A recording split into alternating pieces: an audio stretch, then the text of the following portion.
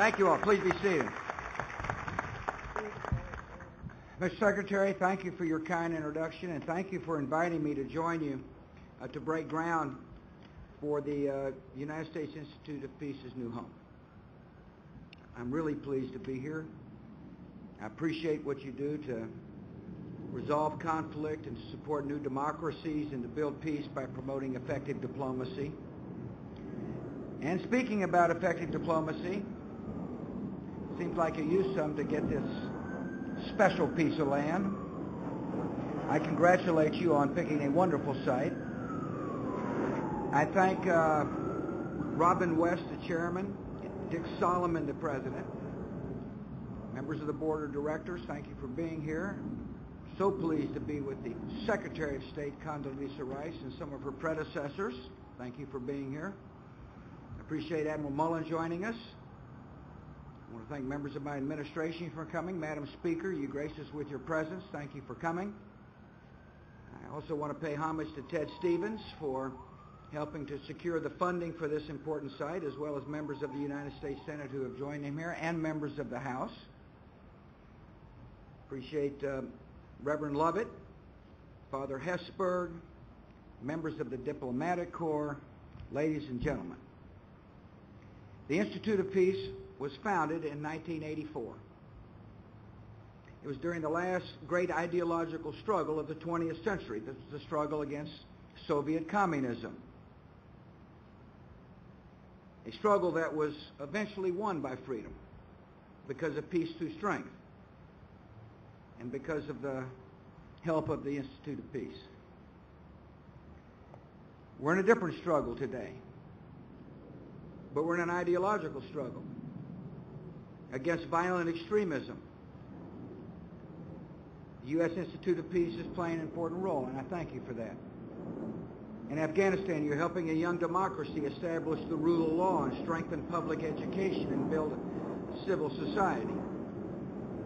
In Iraq, you're helping the nation overcome the legacy of decades of tyranny by strengthening government institutions and promoting peaceful engagement. And although the struggle against violent extremism is in its early years, there's no doubt in my mind freedom will again prevail. And your help is going to be important. In this struggle, we're guided by a clear principle. Freedom is universal. We believe that freedom is the birthright of every man, woman, and child. Free societies are peaceful societies. Freedom helps supplant the conditions of hopelessness that extremists exploit to recruit terrorists and suicide bombers. People who live in liberty are less likely to turn to ideologies of hatred and fear, and that is why the United States is leading and must continue to lead the cause of freedom for the sake of peace. September the 11th, we saw how the lack of freedom in other lands can bring death and destruction to our own land. Our most solemn obligation is to protect the American people. That is why we're pursuing and bringing to justice terrorists, fighting them overseas so we don't have to face them here in the United States of America. But the effort requires more. It requires using the power of liberty to marginalize extremists. And the best way to do so is to use our national resources to strengthen the institutions of freedom. That's what I want to talk to you about today. Briefly, you'll be pleased to hear. Institutions, of course, include a democratic system of government, a vibrant free press, independent judiciary, a free enterprise system, places of worship where people are free to practice their faith.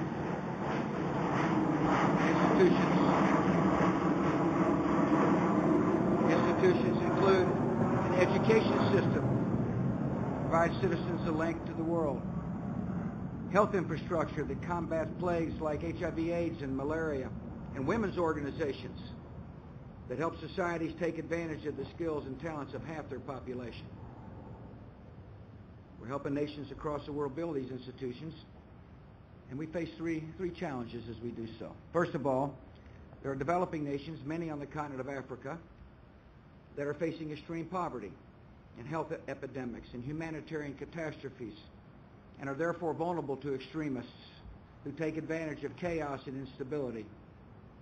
Secondly, there are nations like Colombia and Lebanon and Pakistan that are facing transnational threats from drug cartels or terrorist networks that seek safe haven on their territory and threaten to overwhelm their institutions. And thirdly, there are nations like Afghanistan and Iraq, where we remove dangerous regimes that threaten our people and now have a special obligation to help them build free societies that become allies in the fight against these extremists. It's in America's vital interest to help all these nations combat ideologies of hate. It's in our security interest to eliminate safe havens for terrorists and extremists. It's in our national interest to develop institutions that allow them to govern their territories effectively and improve their lives. We've been making transformations over the last 8 years to make these capabilities more real and more effective. We're transforming the United States military so we can deliver justice to the terrorists in a more effective way. We're transforming America's capabilities to help poor and struggling societies become healthy and prosperous. And we've seen those effective transformations through the Emergency Plan for AIDS, or Malaria Initiative, or the Millennium Challenge Account. The Millennium Challenge Account represents a different approach to development. It rewards nations that govern responsibly and fight corruption and invest in the health and education of their people and use the power of free markets and free trade to lift the people out of poverty. One thing in common for all these programs is we insist upon results and we measure. And the results are coming in, and millions of people are benefiting from this foreign policy initiative, and they deserve to be fully supported by the United States Congress. We're also transforming America's capabilities to helping emerging democracies build free institutions while under fire from terrorists and under pressure from state sponsors of terror. And this is a new challenge that we face at the start of the 21st century. And as we've adopted to meet these new circumstances, there have been successes and setbacks, and we've learned some lessons. One lesson is that before nations under fire from terrorists can make political and economic progress, their populations need basic security. Sometimes local security institutions with training and equipment support from the outside can handle the task. Take, for example, Colombia. Colombia and America launched an ambitious program that helped rescue that country from the brink of becoming a failed state. Plan Colombia, which started under my predecessor, made it clear that the United States would help the Colombian government modernize its military and fight the FARC terrorists, expand education opportunity, provide Colombians with alternatives to a life of terror and narco-trafficking. Congress has an opportunity to strengthen these efforts, and I strongly urge them to send a clear and sound message to the people of Colombia and the region that we stand with them by passing the Colombia Free Trade Agreement. In other situations, America is training international peacekeepers so they can deploy to provide security in troubled regions. We started what's called the Global Peace Operations Initiative. The whole idea is to work to train international peacekeeping forces so they can do the work necessary to provide stability and security so institutions can advance. So far, we've trained more than 40,000 peacekeepers, and the plan is to train 75,000 additional. These instances where America has removed regimes that threaten us, American troops may need to play a direct role in providing security. In Iraq, 2006, the country was descending into sectarian chaos. So we launched a surge, 30,000 additional troops to work with Iraqi forces to protect the Iraqi people from terrorists, insurgents, and illegal militias. Today, because we acted, violence in Iraq is down to its lowest point since late March of 2004. Civilian deaths are down, sectarian killings are down. Security has improved, as well as the economy. Political reconciliation is taking place at the grassroots and federal level. And as the Iraqi security forces are becoming more capable, our troops are beginning to come home under a policy of return on success. Lesson we've learned is that civilian expertise is vital to strengthen the institutions of freedom. In Iraq and Afghanistan, we've developed an important tool to tap into civilian expertise called provincial reconstruction teams. PRTs bring together civilian, diplomatic, and military personnel They move into communities that our military has cleared of terrorists. They help ensure that security gains are followed with real improvements in daily life by helping local leaders create jobs and deliver basic services and build up local economies. PRTs are uniquely suited to situations like Afghanistan and Iraq. In the future, civilian expertise will be needed in other countries where we do not have ongoing military operations. At the moment, we lack the capability to rapidly deploy civilian experts with the right skills to trouble spots around the world. So we launched what's called a Civilian Stabilization Initiative, which is being run out of the State Department, the Office of Reconstruction and Stabilization. One element of the new office is an active response corps made up of civilian experts from many government agencies who deploy full-time to at-risk countries. This corps will eventually include 250 personnel from the Departments of State and Justice, Agricultural, Commerce, AID, and other civilian agencies with relevant expertise. Another element is the Standby Reserve Corps, which is a reserve force of current and former government employees who volunteer to be an on-call supplemental force that can deploy for reconstruction and stabilization missions on short notice. And finally, this initiative will include a new civilian reserve corps that will function much like our military reserve. It will be made up of American citizens with critical skills such as police officers and judges and prosecutors and engineers and doctors and public administrators. The Corps will give people across America who do not wear the uniform a chance to serve in the defining struggle of our time. Legislation authorizing the Civilian Reserve Corps has passed the House of Representatives. It's awaiting action in the Senate, and I strongly urge Congress to pass this bipartisan legislation as soon as possible.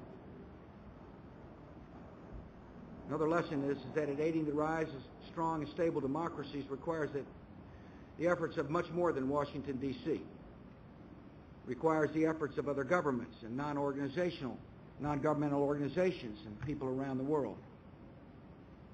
The work of democratic development is the work of all free nations. Is precisely the message that Secretary Rice and I have been carrying around the world. We're rallying other nations to train peacekeepers, to support Afghanistan and Iraq, and to act boldly to alleviate hunger and poverty. I'm going to the G8 in Japan in the month of July. The last G8, our partners stood up and made strong commitments to help Africa deal with malaria and HIV/AIDS. They have yet to make good on their commitments. And I'll remind them, it's one thing to make a promise, it's another thing to write the check, and the American government expects our partners to live up to their obligations. Work of democratic development sometimes requires young democracies under siege to band together with partnerships to deal with common threats. And this is the approach we're taking in Central America. We've encouraged nations threatened by narco-traffickers to cooperate in protecting their people. Supplemental that's being debated in the Congress will help further this effort by linking Mexico and Central America with the U.S. to have a joint strategy protecting our hemisphere from narco-traffickers and the terrorists that they ultimately yield. I ask Congress to approve the request quickly in the supplemental without putting unreasonable conditions on the vital aid. One thing is for certain, that if we expect democracies to prevail, to marginalize the extremists, it requires countries to have good, strong democratic leaders. And the best way to encourage that is to have them come to our colleges and universities. We made good progress about changing the student visa regime after 9/11. We've increased the number of students coming here. It's in our interest that we continue to increase the number of students coming to study in the United States.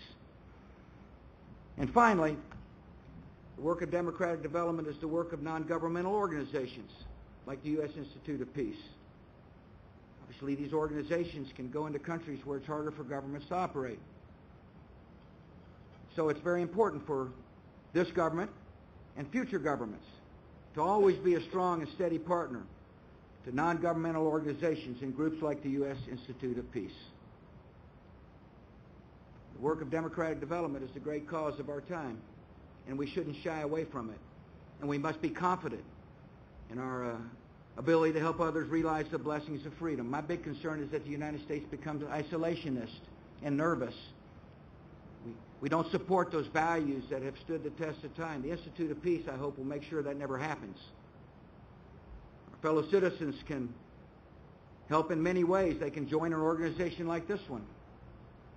They can join the Civilian Reserve. They can become, like thousands of other compassionate citizens, become soldiers in the armies of compassion by helping HIV/AIDS victims, or help educate people around the world. Or they can make the noble choice to sustain freedom for generations and join the United States military. However they choose to serve, advancing the cause of liberty is necessary to advance the cause of peace. I'm honored to be with you today. Looking forward to coming back someday to see this building when it's built. Thanks for your efforts. Thanks for your mission. May God bless you all.